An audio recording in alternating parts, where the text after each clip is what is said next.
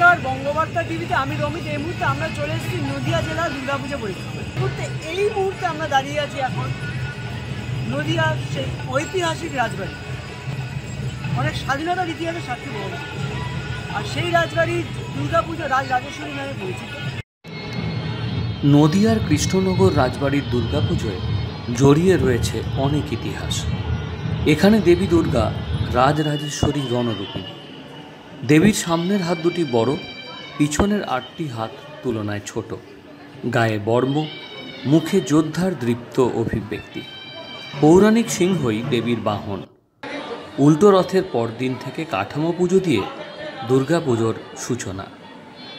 এখন আর আগের মতো কামান দাগা, নীলকণ্ঠ পাখি ওড়ানো এসব হয় না ঠিকই, কিন্তু সন্ধি পূজায় 108 নীলপদ্ম ও 108 প্রদীপেই পুজোর রীতি।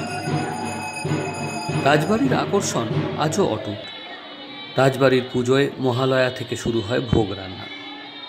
সপ্তমীতে দেবীকে পরিবেশন করা হয় 7 রকম ভাজা, অষ্টমীতে পোলাও, ছানার ডালনা, 8 রকম ভাজা ও মিষ্টি, নবমীতে 9 রকম ভাজা ও 3 প্রকার মাছের আয়োজন, দশমীতে ভোগে দেবীর জন্য গলা ভাত, শিঙি মাছ, খই, দই, চিঁড়ে ও ফল।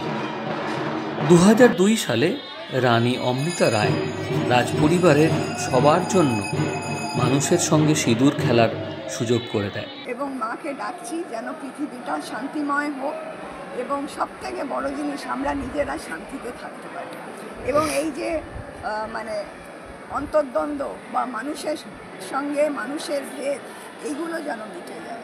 তাহলে আমার মনে হয় পৃথিবীটা অনেক সুন্দর জায়গা হবে।